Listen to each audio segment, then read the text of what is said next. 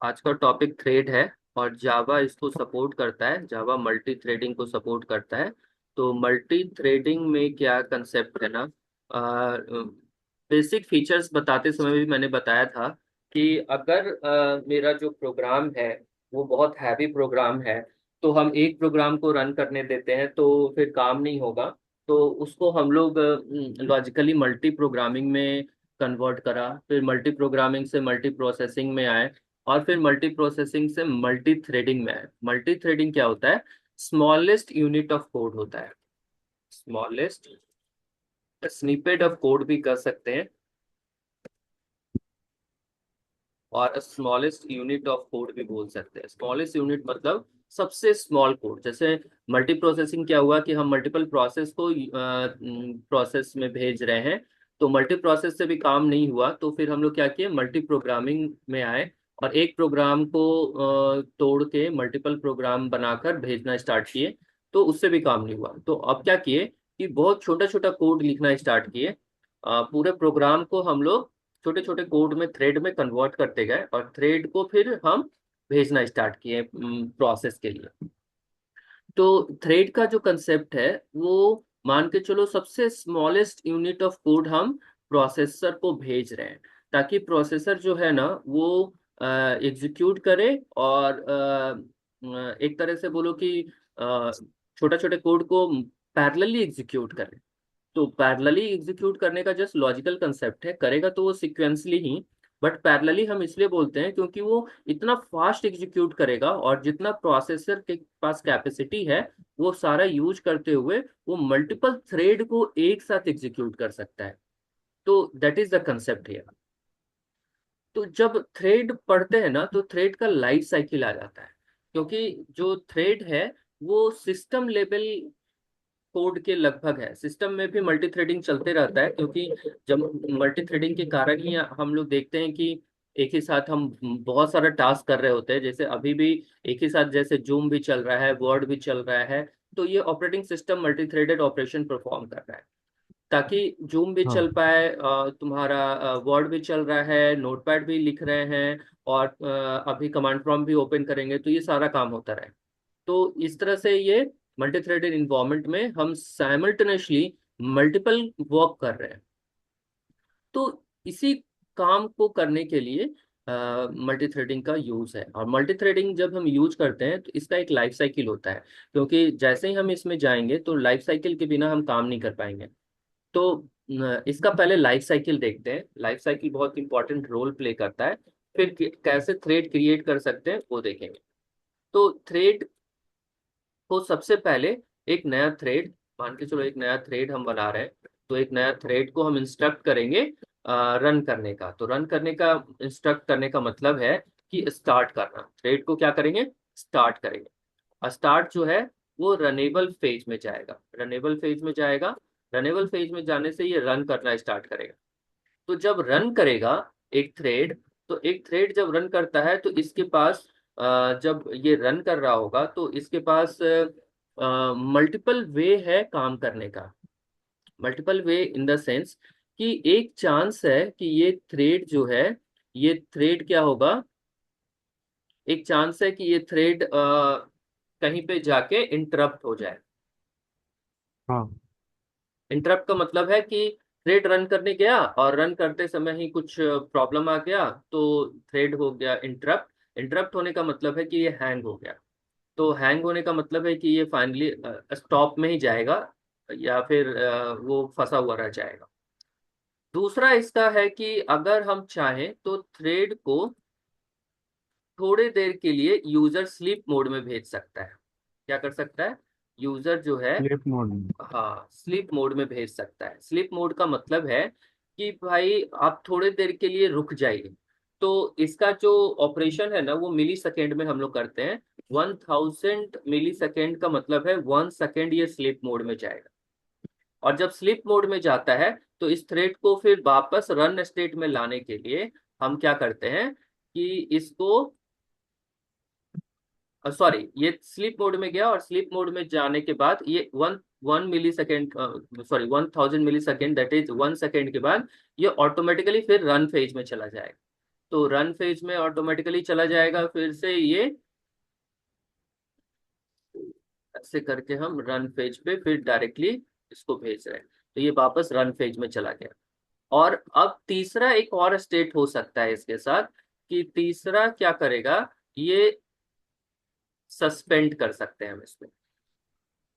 हाँ सस्पेंड हो, तो जब सस्पेंड करेंगे ना, तो अवेक करना पड़ेगा, क्योंकि जब सस्पेंड कर रहे हैं तो थोड़ी देर के लिए हम इसको सस्पेंड रख सकते हैं, और सस्पेंड करने के बाद इसको अवेक करना पड़ेगा।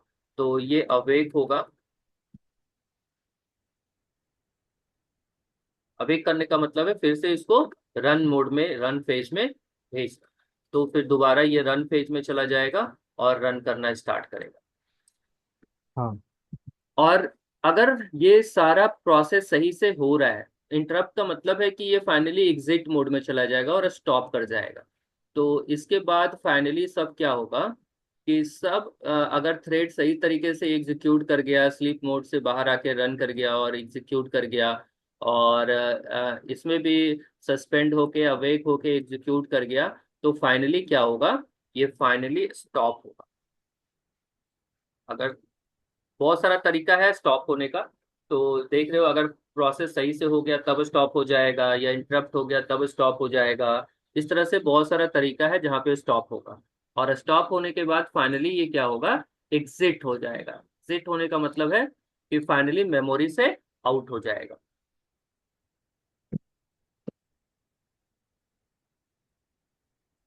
हाँ फाइनली मेमोरी से आउट हो जाएगा, एग्जिट हो जाएगा। तो ये पूरा इसका लाइफ साइकिल है। ठीक है। तो लाइफ साइकिल में इसका 3 डिफरेंट फेज आएगा। पहला तो स्टार्ट होगा, स्टार्ट के बाद रनेबल फेज में जाएगा, रनेबल क्या करेगा, रन करेगा। और रन करने के बाद क्या होगा कि इसके पास 3 कंडीशंस हो सकते हैं। फर्स्ट कंडीशन है इंटरप्ट हो जाए किसी कारण से। बहुत सारा कारण हो सकता है, जैसे हम लोग का प्रोग्राम हैंग करता है तो ये भी हो सकता है हैंग कर जाए। दूसरा हो सकता है कि हम स्लीप मोड में भेजें इसको। तीसरा हो सकता है सस्पेंड कर दें हम इसको। तो जब स्लीप मोड में जाएगा तो 1000 मिली सेकेंड में ये टाइम देते हैं। तो 1 सेकेंड, अगर 5000 लिखते हैं तो 5 सेकेंड। तो जितना भी टाइम दिए हैं उसके बाद वो ऑटोमेटिकली अवेक होगा, फिर रन फेज में जाएगा और फिर स्टॉप में चला जाएगा। अगर सस्पेंड करते हैं तो सस्पेंड के बाद मुझे अवेक करना पड़ेगा, और अवेक करने के बाद फिर ये रन फेज में जाएगा और फिर रन हो जाएगा, रन कंप्लीट मतलब प्रोसेस कंप्लीट हो जाएगा, तो स्टॉप करेगा और फिर एग्जिट करेगा। तो ये पूरा इसका लाइफ साइकिल है। और लाइफ साइकिल में ना, ये जितना भी मैंने इसका स्टेज लिखा है ये सब फंक्शन है। ये क्या है, सब फंक्शन है। और ये सब फंक्शन कॉल होगा।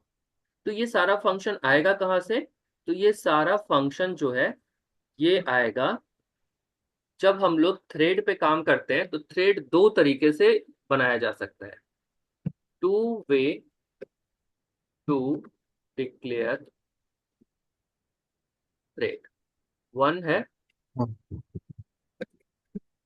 थ्रेड क्लास, और दूसरा है रनेबल इंटरफेस। ये दोनों तरीका थ्रेड को मिला है। तो मतलब थ्रेड को यूज करने का 2 तरीका है। थ्रेड थ्रेड क्या है, प्री डिफाइंड क्लास है, हम डिफाइन नहीं करेंगे। जस्ट हम अपने क्लास को थ्रेड में कन्वर्ट करेंगे। तो जो बाय डिफॉल्ट है ना, बाय डिफॉल्ट जावा का हर एक प्रोग्राम सिंगल थ्रेडेड मोड में रन करता है। जो मेन फंक्शन है ना, वो main function by default single thread बना देता है। तो जो मेरा पेरेंट थ्रेड होगा यहाँ पे, वो मेन फंक्शन है। हाँ उसके हाँ अंदर फिर प्रोग्राम में हम चाहे तो अपने प्रोग्राम को मल्टीपल थ्रेड के रूप में यूज कर सकते हैं, मल्टीपल थ्रेड हम बना सकते हैं। तो जो मल्टीपल हाँ थ्रेड बनाएंगे, वो बनाने के लिए मेरे पास 2 तरीका है। थ्रेड क्लास है और अनेबल इंटरफेस है। तो अब हम याद करो कि जो हम लोग कंसेप्ट पढ़े हैं क्लास का और इंटरफेस का, वो दोनों ही तरीका यहाँ पे हमको मिला है। तो दोनों तरीका क्यों मिला है, क्योंकि कुछ कंडीशंस ऐसा हो सकता है जहाँ पे मेरा क्लास डायरेक्टली पहले ये बता सकते हो क्या कि अगर क्लास है तो उसको हम कैसे यूज कर सकते हैं, और इंटरफेस है तो उसको कैसे यूज करेंगे? याद है? क्या क्वेश्चन वापस बोलिए सर। अगर कोई क्लास है तो क्लास को यूज करने का क्या तरीका है, और अगर इंटरफेस है तो उसको यूज करने का क्या तरीका है? क्लास है तो क्लास का नाम देना होता है। नहीं।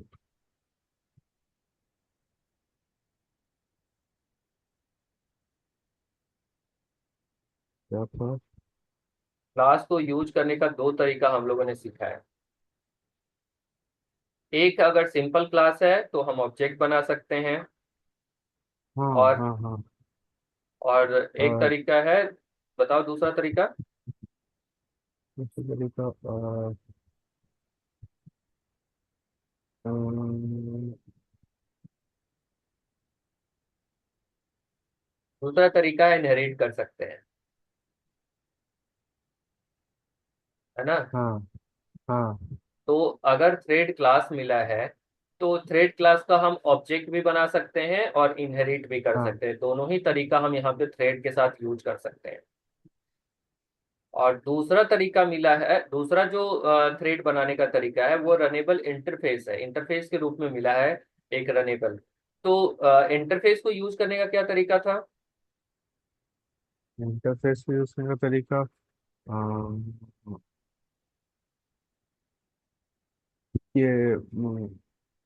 ये कीवर्ड के साथ था ना।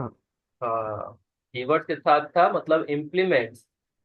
हाँ हाँ, तो इनहेरिट करते हैं तो एक्सटेंड लगाते हैं, और अगर इंटरफेस यूज करते हैं तो इम्प्लीमेंट्स लगाते हैं। तो इम्प्लीमेंट्स के थ्रू यूज करेंगे। तो एकदम ये सब याद रखना होगा, क्योंकि जैसे ही थ्रेड वगैरह से क्वेश्चंस आएगा तो ये जो भी हाँ एक्सप्लेनेशन है ना, वो तुमको लिखना पड़ेगा आंसर में, क्योंकि थ्योरी क्वेश्चन भी कहीं कहीं बीच में घुसाया हुआ है तुम्हारा। तो हाँ thread class can be used by two way. First, can make object. Second, inherit। ठीक है? और हाँ इंटरफेस है तो runnable interface be used by implements। ठीक है? तो इम्प्लीमेंट करके हम हाँ रनेबल इंटरफेस को यूज कर सकते हैं। तो इन इन आइदर केसेस, आइदर हम इनहेरिट करके यूज करें, ऑब्जेक्ट बनाकर यूज करें, या फिर इम्प्लीमेंट्स करके यूज करें। मतलब अभी का जो कंसेप्ट हम लोग बेसिक में पढ़े थे, तीन तरीके से हम यूज कर सकते हैं। तो तीनों तरीका यहाँ पे आपको आ गया है। तो जैसे भी हम थ्रेड बनाए, जब भी बनाए किसी भी क्लास के साथ, तो ये सारा फंक्शन, जितना भी फंक्शन है, state, start, run, sleep, suspend, stop, exit, सारा फंक्शन हमको मिल जाएगा। क्योंकि जैसे ही हाँ इनहेरिट करेंगे तो सारा कैरेक्टरिस्टिक्स तो आ ही जाएगा। ऑब्जेक्ट बनाएंगे तो ऑब्जेक्ट से थ्रू हम फंक्शन को तो यूज कर ही सकते हैं। इंटरफेस यूज करेंगे तो इंटरफेस में लिखा हुआ सारा फंक्शंस तो हम यूज करेंगे ही करेंगे। तो ये पूरा बेसिक कंसेप्ट है थ्रेड से रिलेटेड। तो अब एक छोटा सा एग्जांपल लिखते हैं, starting with a small example. How to use thread in our simple class. तो सिंपल क्लास में थ्रेड कैसे यूज कर सकते हैं उसको देखते हैं। तो थ्रेड यूज करने के लिए हमको कोई पैकेज नहीं चाहिए, डिफॉल्ट लैंग पैकेज से ही ये थ्रेड आ जाता है। तो कोई पैकेज अभी हमको फिर नहीं चाहिए, क्योंकि आईओ पैकेज यूज कर रहे थे जब हमको इनपुट आउटपुट चाहिए होता है, क्लासेस चाहिए था। अभी हम हाँ पैकेज यूज नहीं करेंगे, अगेन डायरेक्ट हम क्लास यूज करेंगे। तो क्लास, सपोज EX थ्रेड, हम एग्जांपल थ्रेड थ्रेड का एग्जांपल लेके बना रहे हैं। तो क्लास का नाम हम EX थ्रेड रखें। और यूज करने का तरीका क्या है कि हम एक्सटेंड कर सकते हैं। तो एक्सटेंड करते हैं, एक्सटेंड कौन सा, थ्रेड क्लास। तो थ्रेड क्लास हाँ एक्सटेंड करते ही क्या हुआ कि मेरे पास ना थ्रेड के अंदर कितने सारे फंक्शंस है ये देख लो।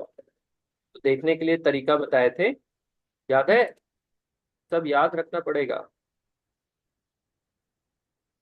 हाँ सर। क्या क्या तरीका बताए थे किसी भी क्लास का? हम उसके फंक्शंस को देख सकते हैं। तो जावा पी नाम का कमांड है, Java P dot Java P space Java dot lang dot. अब थ्रेड क्लास के बारे में मुझे देखना है तो थ्रेड क्लास को लिखेंगे। ये देखो पूरे का पूरा जो थ्रेड क्लास के अंदर फंक्शन है, देखो इसका कंस्ट्रक्टर भी है। इसके बाद देखो run function, stop function, start function, suspend हाँ function, resume function, set priority, set name, get name, सारा ये सारा फंक्शन है। तो इसका जो लाइफ साइकिल में जितना भी लाइफ साइकिल का स्टेजेस है वो ऑलमोस्ट फंक्शन यहाँ पे हमको मिला है। इसके अलावा भी बहुत सारा फंक्शंस है जो हम लोग यूज कर सकते हैं। तो देख लो, interrupt, stop, run, start, resume, suspend, get priority, set priority, ये सारा फंक्शन हमको यहाँ पे मिला है ना? तो ये सारे फंक्शंस को यूज करते हुए तो इसमें बहुत सारा फंक्शन जो है ना ओवरराइडेबल है। ओवरराइडेबल मतलब कि हम ओवरराइड करेंगे और उसके अंदर जो कोड लिखेंगे वो कोड काम करेगा। तो यहाँ पे जो स्टार्ट फंक्शन है ना, स्टार्ट फंक्शन थ्रेड को स्टार्ट करने के लिए होता है।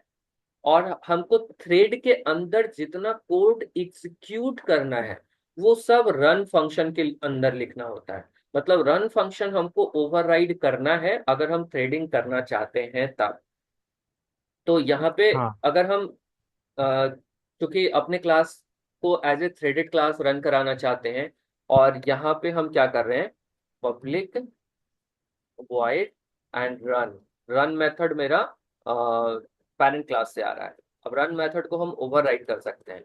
तो रन मेथड में हमको जो भी लिखना है, हम जो भी प्रोसेस कराना है थ्रेड के अंदर वो हम यहीं पे लिखेंगे। तो जस्ट हम एक एग्जांपल लिख रहे हैं, प्रिंट एलएन, और यहाँ पे लिख रहे हैं थ्रेड रन।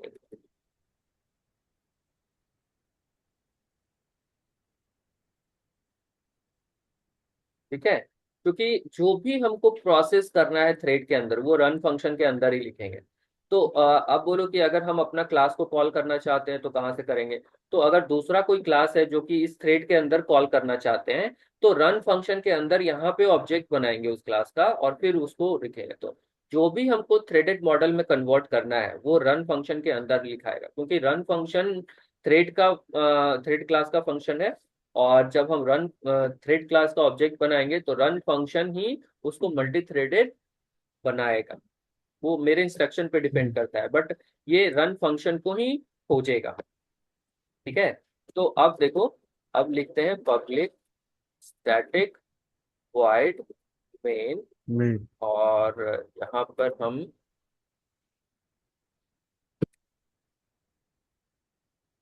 अब चूंकि थ्रेड क्लास का क्या किए हम, एक्सटेंड कर लिए हैं, तो ऑब्जेक्ट किसका बनाएंगे? ऑब्जेक्ट बनाएंगे हम अपने चाइल्ड क्लास का, न्यू हाँ ऑफ ई एक्स थ्रेड। और अब फंक्शन तो मेरे पास है नहीं, हम किसको कॉल करेंगे? तो फंक्शन है मेरे पास क्योंकि पेरेंट क्लास यहाँ पे है, तो पेरेंट क्लास का फंक्शन हमको यूज करना है। तो पेरेंट क्लास का जो फंक्शन है वो है स्टार्ट फंक्शन, जो इसको स्टार्ट करेगा। तो लाइफ साइकिल याद रखो, लाइफ साइकिल में सबसे पहले स्टार्ट ही कॉल हो रहा है, मतलब एक नया थ्रेड हमको बनाना है तो हम स्टार्ट फंक्शन को कॉल करेंगे। स्टार्ट फंक्शन ऑटोमेटिकली फिर सारे फंक्शन को कॉल करना स्टार्ट कर देगा। तो हमको स्टार्ट फंक्शन को यहाँ पे कॉल कर लेना है। तो स्टार्ट फंक्शन जैसे ही कॉल करेंगे ये क्या करेगा, रन फंक्शन को कॉल कर लेगा। और रन फंक्शन में जो भी कोड लिखा हुआ है ये कोड रन करेगा। तो ये मेरे क्लास का थ्रेडेड मॉडल, और ये सिंगल थ्रेड अभी बना है। इसी को अभी मल्टीपल थ्रेड भी हम कन्वर्ट करेंगे। तो अभी सिंगल थ्रेड मॉडल में हम काम करते हैं। इसको सेव करते हैं, X thread dot Java, run command दिए इसको Java C X thread dot Java. Extends ना।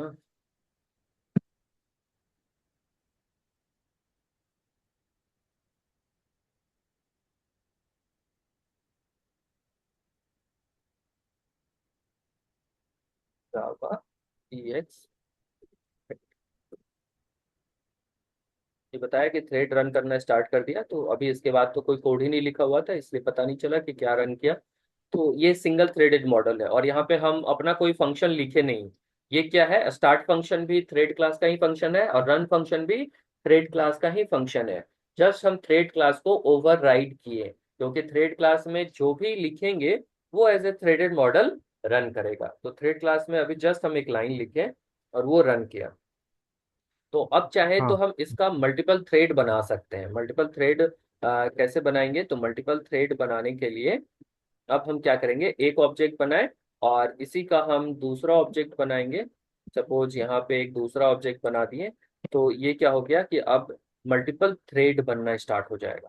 तो multiple thread OP1 dot start.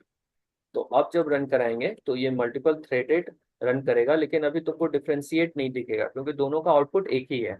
तो हम कैसे डिफ्रेंशिएट कर सकते हैं कि कौन थ्रेड 1 का आउटपुट है, कौन थ्रेड 2 का आउटपुट है। तो इसके लिए क्या करना होगा ना, इसके लिए हम यहाँ पर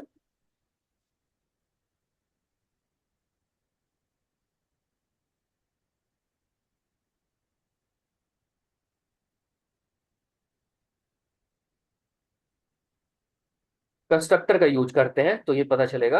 ये हम लिखते हैं थ्रेड 1, और यहाँ पे हम पास करते हैं थ्रेड 2,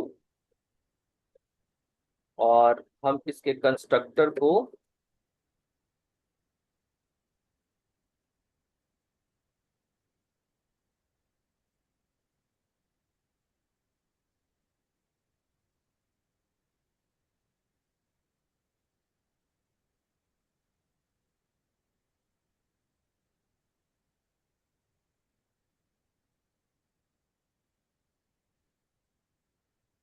ये हम यूजर डिफाइंड कंस्ट्रक्टर एक बनाए। और यूजर डिफाइंड कंस्ट्रक्टर में क्या ले रहे हैं कि एक हमको स्ट्रिंग मिल रहा है, ये स्ट्रिंग हम यहाँ पर गेट कर रहे हैं, और एक लोकल वेरिएबल हम बना लेते हैं जिसमें कि इसको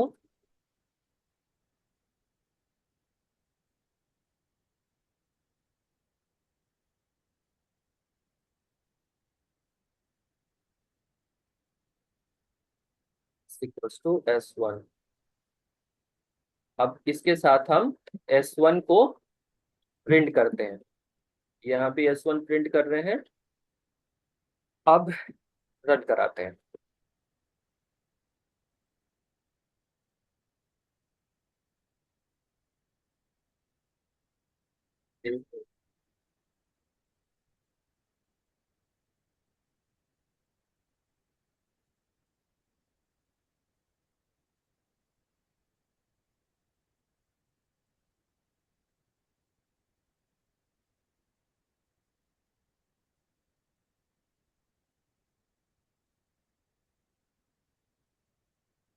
अच्छा, S को प्रिंट करेंगे ना, S1 थोड़ी ना आएगा, S आएगा।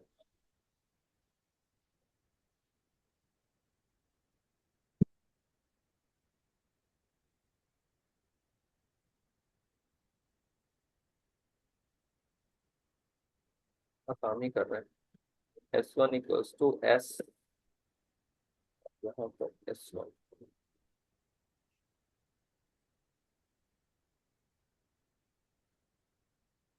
देख, ये पता लग रहा है कि अब कौन सा थ्रेड 1 से आया, कौन सा थ्रेड 2 से आया।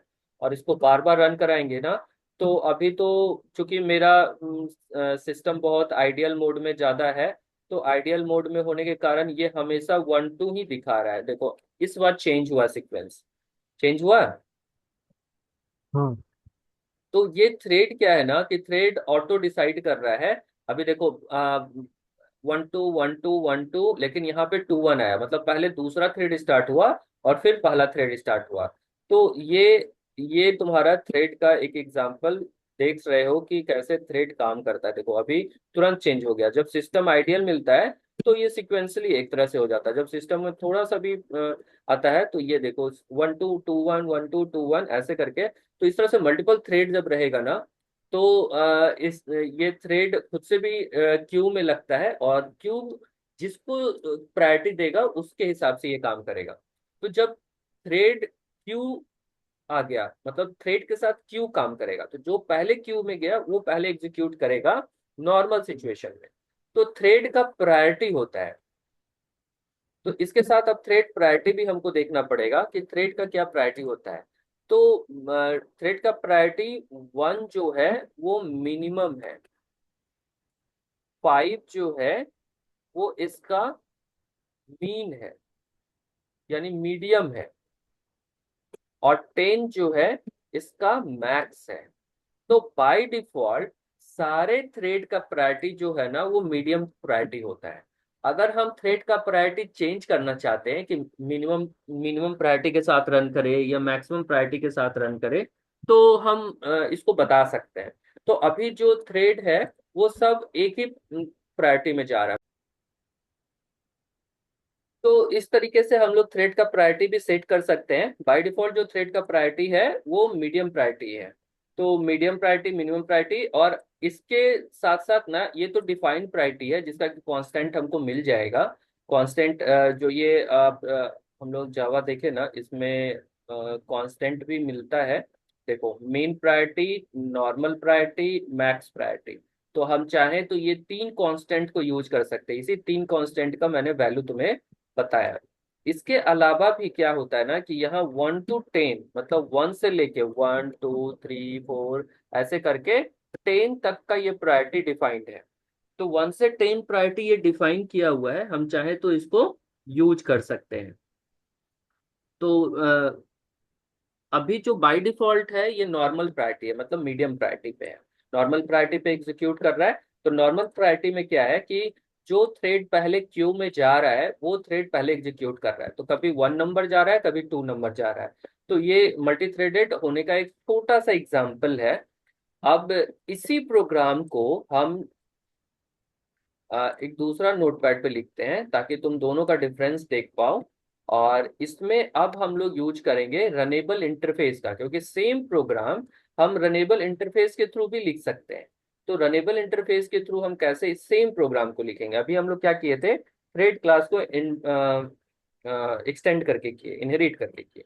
अब हम देखते हैं क्लास EX थ्रेड 1, और इसमें देखेंगे इम्प्लीमेंट्स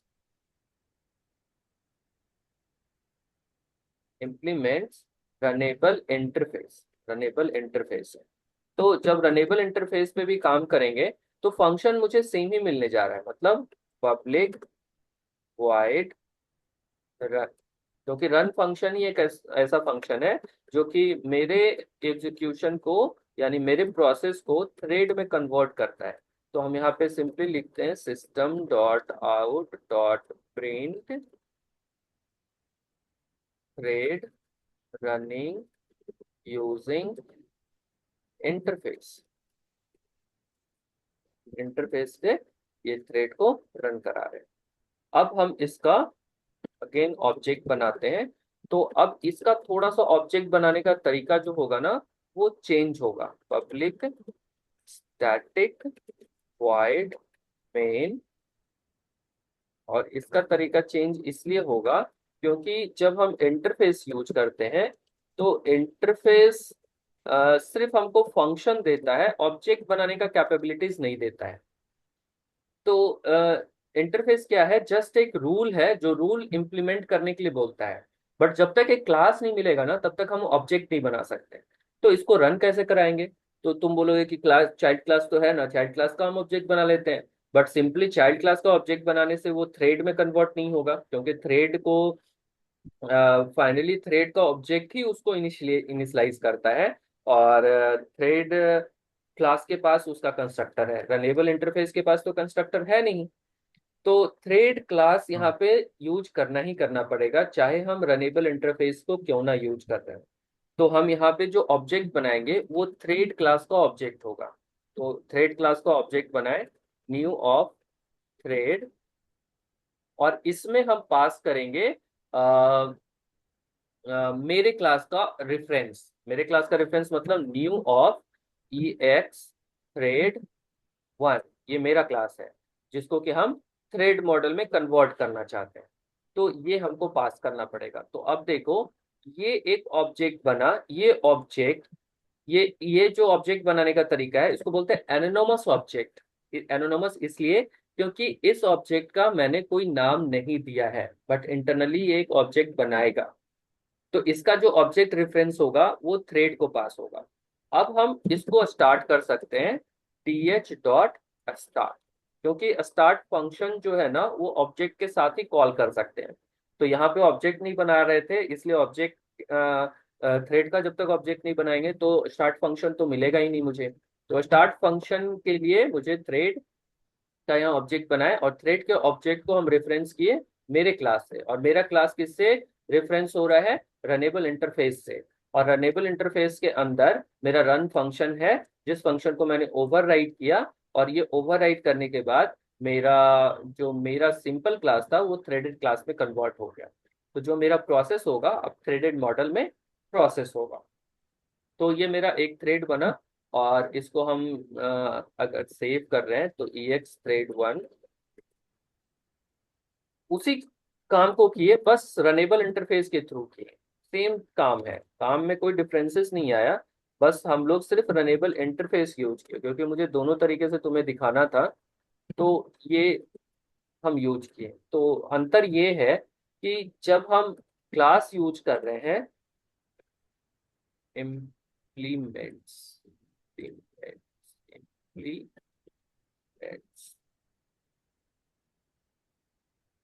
जावा EX थ्रेड 1,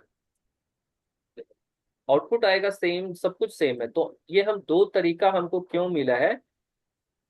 ये दो तरीका मिलने का मेन रीजन ये है कि जब हम एक्सटेंड कीवर्ड से यूज कर रहे हैं, क्योंकि ये इनहेरिटेंस वाला तरीके को फॉलो कर रहा है, इनहेरिटेंस वाले रूल को फॉलो कर रहा है। तो हम अगर यहाँ पर थ्रेड क्लास को इनहेरिट कर लिए तो और किसी भी क्लास को इनहेरिट नहीं कर पाएंगे यहाँ पे। ये मजबूरी है, क्योंकि यहाँ पे एक ही क्लास इनहेरिट हो सकता है। तो दैट इज हाउ कि अगर आपको सिंपली काम करना है तो थ्रेड क्लास इनहेरिट कर लीजिए, चलेगा। बट यहाँ पर क्या है, ये तरीका इसलिए मिला क्योंकि हो सकता है इन एनी केस हमको यहाँ पे एक्सटेंड भी करना पड़े किसी क्लास को। सपोज क्लास 2 ऐसा कोई क्लास है जो कि हमको इनहेरिट करना है। तो हम, लेकिन इस क्लास को हमको थ्रेडेड मॉडल में भी कन्वर्ट करना है। तो थ्रेडेड मॉडल में कैसे कन्वर्ट होगा? अगेन क्लास इनहेरिट तो एक ही हो सकता है। तो फिर यहाँ पे एक्सटेंड कॉमा डाल के हम थ्रेड क्लास को तो यूज कर नहीं पाएंगे। तो उसके लिए मुझे इम्प्लीमेंट्स मतलब इंटरफेस का यूज करके इसको थ्रेडेड मॉडल में कन्वर्ट करने का तरीका मिला। This is the difference. Otherwise मेरा सिंपल थ्रेड क्लास से भी काम हो जाता, लेकिन बहुत सारा ऐसा कंडीशंस आएगा, अभी आगे हम लोग देखेंगे भी, जहां पे मुझे एक दूसरे क्लास को एक्सटेंड करके ही अपना प्रोग्राम बनाना पड़ेगा। और अगर उस प्रोग्राम को हम थ्रेड में कन्वर्ट करना चाहते हैं तो फिर हम नहीं कर पाएंगे, क्योंकि थ्रेड क्लास फिर इनहेरिट हो नहीं पाएगा, क्योंकि ऑलरेडी हम किसी क्लास को इनहेरिट कर रखे होंगे। तो in that situation interface helps में। तो इंटरफेस लगाएंगे तो क्लास भी एक्सटेंड कर पाएंगे और इंटरफेस इंप्लीमेंट भी कर पाएंगे। तो ये तरीका होगा जब हम उस सिचुएशन में फंसेंगे। तो आज के मैक्सिमम जो प्रोग्रामिंग होगा वो मान के चलो इसी वाला तरीके से होगा, क्योंकि थ्रेड क्लास तो मेरे को बाउंड कर रहा है कि हम दूसरे क्लास को एक्सटेंड कर ही नहीं पाएंगे। तो ये वाला तरीका बहुत कम ही यूज होगा, ये वाला तरीका ही ज्यादा यूज होने का चांसेस है। क्योंकि जब भी हम कोई भी सॉफ्टवेयर बनाएंगे तो ऑलरेडी यहाँ पे कोई ना कोई क्लास एक्सटेंड हो रखा होगा। तो मेरे पास ये दूसरा तरीका ही है कि हम उसको इम्प्लीमेंट्स करें और रनेबल इंटरफेस को यूज करते हुए हम अपने प्रोग्राम को यानी अपने पूरे कोड को थ्रेड मॉडल में कन्वर्ट कर पाए। तो मैक्सिमम चांस है कि हम रनेबल इंटरफेस को ही यूज कर पाए। तो दिस इज वाई कि मेरे पास दोनों तरीका मिला है। अब आपके ऊपर है कि आप किस सिचुएशन में हो और उस सिचुएशन में कौन सा तरीका आपको यहाँ पर बेस्ट फिट लग रहा है। क्योंकि दोनों तरीका देने का कारण ही है कि आपके पास ऑप्शंस है, आप ऑप्शंस को यूज करो, और जहां पे जो बेस्ट फिट है उसको आप यूज कर सकते हो। ठीक है, क्लियर। हाँ। तो ये थ्रेड का बेसिक था। थ्रेड का बेसिक कहने का मतलब कि मिनिमम अगर हम थ्रेड पढ़ रहे हैं तो इतना तो होना चाहिए। विथ एग्जांपल मैंने आपको बता दिया कि कैसे दोनों थ्रेड का तरीका जो है वो यूज करते हुए हम थ्रेड बना सकते हैं। तो ये दोनों तरीका यूज करते हुए आपको थ्रेड बनाना है। अब जब थ्रेड पे काम करते हैं ना, तो एक और प्रॉब्लम आता है। क्योंकि एक ही थ्रेड, जैसे यहाँ पे हमने मल्टी थ्रेडिंग किया, और मल्टी थ्रेडिंग में एक ही क्लास पे ये दो थ्रेड रन कर रहा है, क्लास तो सेम ही है ना, बट इसी क्लास पे हम क्या किए कि मल्टी थ्रेडिंग कर दिए, एक क्लास पे ये भी कर रहा है, दूसरा क्लास ये भी कर रहा है। या बहुत सारा ऐसा सिचुएशंस आएगा जब हम मल्टी थ्रेडिंग यूज करेंगे। जब हम मल्टी थ्रेडिंग यूज करेंगे ना, तो मल्टी थ्रेडिंग यूज करते वक्त क्या होता है कि सपोज थ्रेड वन है, T1 है, और एक T2 थ्रेड है। तो दोनों थ्रेड क्या कर रहा है कि दोनों थ्रेड सेम वेरिएबल को यूज कर रहा है, एक ही वेरिएबल को यूज कर रहा है। ठीक है। एक ही वेरिएबल यूज करने का मतलब है कि एक ही वेरिएबल में रीड राइट ऑपरेशंस परफॉर्म करना है, और दो थ्रेड रीड राइट करना चाहता है। तो प्रॉब्लम ये होगा कि जब थ्रेड वन रीड कर रहा है तो उसी समय हो सकता है थ्रेड टू राइट कर दे। तो जो थ्रेड वन है उसको गलत वैल्यू मिल सकता है। या जब थ्रेड टू राइट कर रहा है तो थ्रेड वन रीड कर ले और जस्ट राइट हो जाए, तो मेरे को जो वैल्यू मिलेगा ना वो गलत मिलने का चांसेस है। या फिर हो सकता है कि आप जैसे एक छोटा सा एग्जांपल लेके हम बताते हैं। टिकट बुकिंग का जितना भी सॉफ्टवेयर है वो मल्टी थ्रेडेड तो है ही। मल्टी थ्रेडेड नहीं होगा तो टिकट मल्टीपल यूजर कैसे टिकट को बुक कर पाएगा। तो वहां पे क्या है कि एक ही सीट के लिए हो सकता है कि मल्टीपल रिक्वेस्ट आ रहा हो। तो मल्टीपल रिक्वेस्ट आ रहा है, किसी को सीट का स्टेटस देखना है, कोई सीट को बुक करने गया है, कोई पेमेंट कर रहा है। तो डेफिनेटली हो सकता है कि सेम सीट मल्टीपल यूजर को बुक हो जाए, क्योंकि एक ही समय सबने पेमेंट कर दिया या एक ही समय सबने बुक बटन पे क्लिक कर दिया, तो ये चांसेस है कि ये प्रॉब्लम होगा। लेकिन ऐसा होता नहीं है। क्यों नहीं होता है? क्योंकि ये बहुत अच्छे से पता है कि एक ही सीट है, और एक ही सीट के लिए मल्टीपल यूजर फाइट कर रहा है। तो जब एक ही सीट के लिए मल्टीपल यूजर फाइट करेगा, तो हम कैसे सिंक करेंगे, कैसे सिंक्रोनाइज करेंगे कि जो पहला यूजर है वो जो ऑपरेशन परफॉर्म कर रहा है इस वेरिएबल पे, वो ऑपरेशन पहले कर ले, फिर जो दूसरा यूजर है उसका ऑपरेशन यहाँ पे परफॉर्म हो। तो ये बहुत माइन्यूट चीज है, बट अगर तुम हैंडल नहीं करोगे तो क्या होगा कि ये यूजर भी इस वेरिएबल पे कुछ काम कर रहा है, ये यूजर भी वेरिएबल पे काम कर रहा है, और दोनों यूजर एक ही बार में क्या कर रहा है कि ऑपरेशन परफॉर्म कर दिया। तो जब एक ही बार में ऑपरेशन परफॉर्म होगा तो गलत होने का चांसेस हो सकता है। तो इसको हाँ। कैसे हैंडल करेंगे? तो इसको हैंडल करने के लिए मेरे पास जैसे ऑपरेटिंग सिस्टम पढ़े होंगे तो वहाँ पे बहुत सारा एल्गोरिथम होता है, बहुत सारा एल्गोरिथम जिसके थ्रू हम हैंडल करते हैं ओएस को। और ओएस के साथ भी ये चांसेस होता है कि कोई एक प्रोसेस है, वो प्रोसेस को भी कोई एक रिसोर्स चाहिए और दूसरे प्रोसेस को भी वही रिसोर्स चाहिए, तो कैसे हैंडल होगा? तो वहाँ पे अगेन बहुत सारा फंडा होता है जिसके थ्रू वहाँ पे हैंडल होता है, जिसमें कि बहुत सारा सेटलिंग एल्गोरिथम है, बहुत सारा अलग से भी और एल्गोरिथम एल्गोरिथम है जिसके थ्रू ये सारा मैकेनिज्म हैंडल होता है, ताकि कोई भी रिसोर्स खाली भी ना रहे और किसी भी रिसोर्स में कोई डेडलॉक भी ना हो। डेडलॉक भी नहीं होना चाहिए। तो डेडलॉक वाला थ्योरी ये सब पढ़े होंगे, डेडलॉक कब होगा, कब हम डेडलॉक से बचा हाँ। सकते हैं, या फिर अगर डेडलॉक हो गया तो फिर कैसे उसको छुड़ाएंगे। तो ये बहुत सारा फंडा है वहाँ पे। तो वही फंडा यहाँ पे भी सारा लगाना पड़ेगा कि अगर ऐसा सिचुएशन है तो मेरे पास यहाँ पे दो फंडा है, दोनों फंडा से हम इसको सॉल्व करते हैं। एक है reader writer problem, reader writer problem हाँ। भी इसी के थ्रू एसोसिएटेड है। और एक है producer consumer problem. Producer consumer consumer. Problem.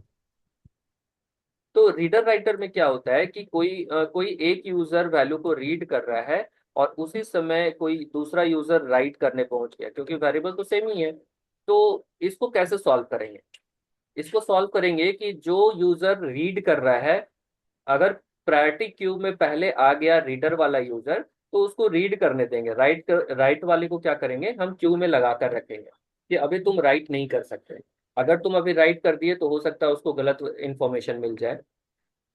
या फिर अगर कोई राइट कर रहा है उस समय कोई रीड करने पहुंच जाए, तो उसको क्या करेंगे, फिर उसको क्यू में डाल देंगे और प्रायोरिटी में जो पहले है उसको पहले एग्जीक्यूट कराएंगे। इसी तरह से प्रोड्यूसर कंज्यूमर प्रॉब्लम भी है। प्रोड्यूसर कंज्यूमर में भी यही सिचुएशंस हैंडल होता है। हाँ।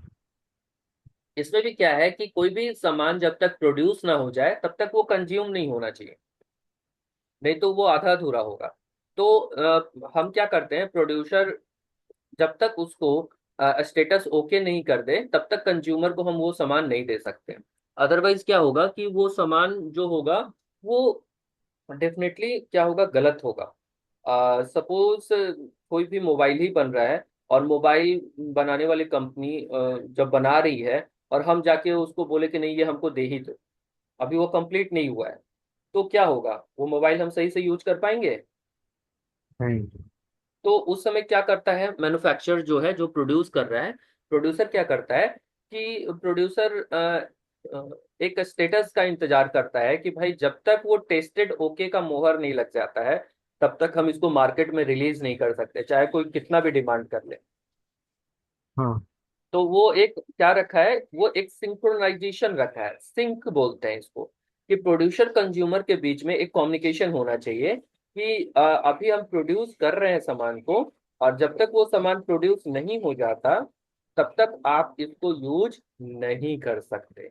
उसी तरह से यहाँ पे रीडर राइटर वाला है। तो ये दोनों ही प्रॉब्लम का जो सॉल्यूशन है वो सिंक्रोनाइजेशन है।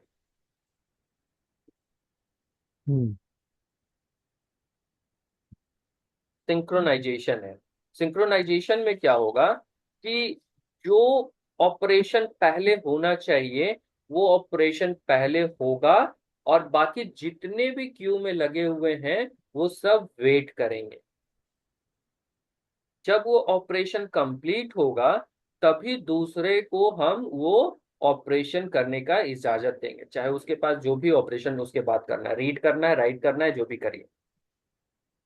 तो ये तभी पॉसिबल है जब आपस में सारे लोग कम्युनिकेट करें। जब तक कम्युनिकेशन नहीं होगा तब तक ये पॉसिबल नहीं है। तो इसको बोलते हैं synchronisation problem, synchronisation.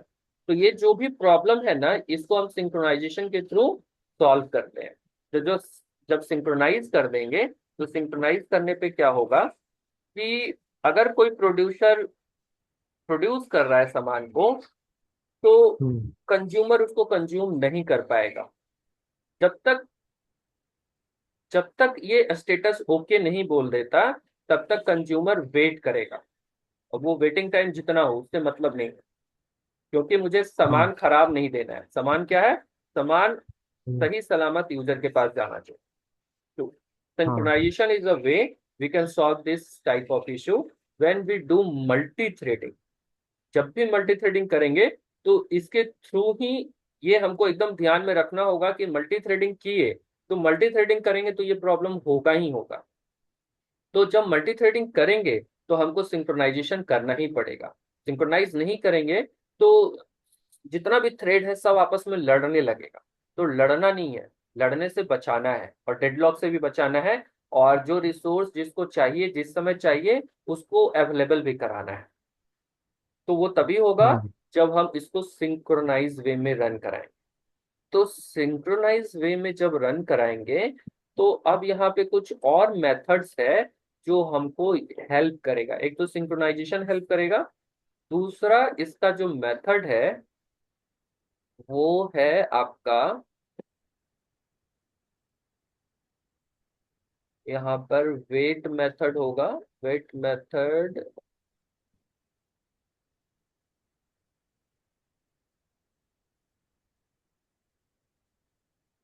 stop, interrupt, destroy, suspend, restore।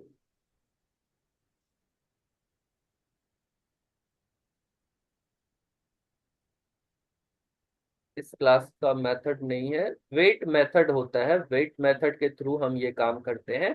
और वेट मेथड जब तक नोटिफाई नहीं करता है, वेट एंड नोटिफाई दो मेथड होगा। ये सिंक्रोनाइजेशन टेक्निक होगा। और वेट और नोटिफाई, ये दो मेथड और हमको मिलेगा। तो notify and notify all, notify all, ये ये तीन मेथड हमको सपोर्ट करेगा सिंक्रोनाइज करने के लिए। तो सिंक्रोनाइज करने के समय, जब भी मल्टी थ्रेडिंग करेंगे तो हमको सिंक्रोनाइजेशन करना ही पड़ेगा। नहीं करेंगे ना तो बहुत प्रॉब्लम होगा। तो कैसे सिंक्रोनाइज करते हैं? सिंक्रोनाइज करने के लिए ये जो तीन मेथड है वो हेल्प करेगा हमको। तो जो सबसे पहले क्यू में आया, जैसे ही क्यू में वो रिसोर्स कैप्चर कर लेगा, मतलब अगर रीड कर रहा है तो रीड करने के लिए चला गया, या राइट कर रहा है तो राइट करने के लिए जो चला गया, ये करेगा वेट फायर। वेट करो भाई, अब सब क्यू में लगा हुआ है, क्यू तो बढ़ता जाएगा क्योंकि बहुत सारा यूजर है ना। यूजर तो क्यू में आता जाएगा, लॉजिकली क्यू ही है जो हैंडल करेगा। दो ही तरीका है हैंडल करने का, क्यू है या स्टैक है। तो थ्रेड क्यू पे काम करता है, स्टैक पे नहीं करता है। तो जब क्यू में लग गया और बाकी सब पीछे वेट कर रहे हैं, तो अब जब पहला जो भी थ्रेड पहले आया वो वेट फायर करेगा। और वेट फायर करने से क्या होगा कि बाकी जितने भी थ्रेड हैं उन सबको पता चल गया कि कोई रिसोर्स को यूज कर रहा है और उसने वेट फायर कर रखा है। वो ऑपरेशन करेगा। जैसे ही ऑपरेशन फिनिश होगा तो उसके पास दो तरीका है नोटिफाई करने के लिए कि क्यू में बाकी जो लोग हैं वो आ, आ जाए। तो नोटिफाई करना या नोटिफाई ऑल करना, इन दोनों में थोड़ा सा डिफरेंस है। ये दोनों मेथड है। नोटिफाई करने का मतलब है कि नोटिफाई जब किया ना, तो जो क्यू में नेक्स्ट है, जो भी क्यू में नेक्स्ट है वो आ जाए। तो क्यू में जो हाँ भी नेक्स्ट होगा वो आ जाएगा, इरिस्पेक्टिव ऑफ प्रायोरिटी। प्रायोरिटी यहाँ पे मैटर नहीं करता। लेकिन जब नोटिफाई ऑल किया ना, तो नोटिफाई ऑल का मतलब है कि पूरे क्यू को इसने नोटिफाई कर दिया। अब क्यू में हो सकता है 200 यूजर का वेटिंग है या 400 यूजर का वेटिंग, यानी 400 थ्रेड है या 200 थ्रेड है। मान के चलो 200 थ्रेड है। तो नोटिफाई हाँ ऑल जब फायर करेगा ना, तो 200 थ्रेड में जिसका प्रायोरिटी सबसे हाई होगा और जो क्यू में सबसे पहले होगा, मान के चलो 200 क्यू में लगा हुआ है और 101 नंबर जो थ्रेड है उसका प्रायोरिटी सबसे हाई है, तो वो पहले आएगा रिसोर्स को कैप्चर करने के लिए।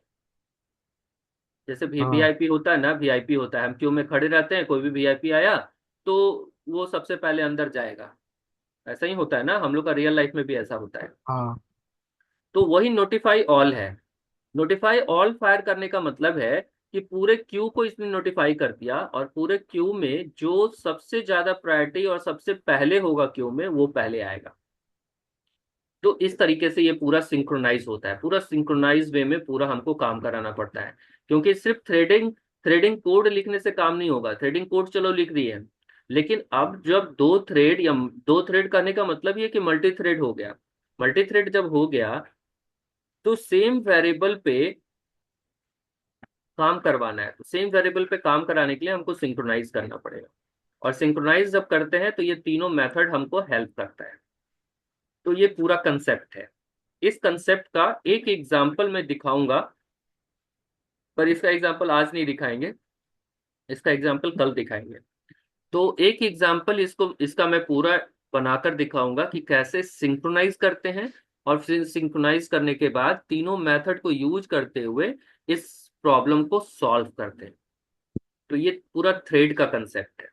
और इस थ्रेड के कंसेप्ट में जब भी हम इंटरप्राइज लेवल का प्रोग्राम बनाते हैं ना, इंटरप्राइज लेवल का प्रोग्राम करने का मतलब बड़ा प्रोग्राम बनाते हैं जहाँ पे मल्टीपल यूजर एक्सेसिबिलिटी है, तो हमको थ्रेडिंग करना पड़ता है।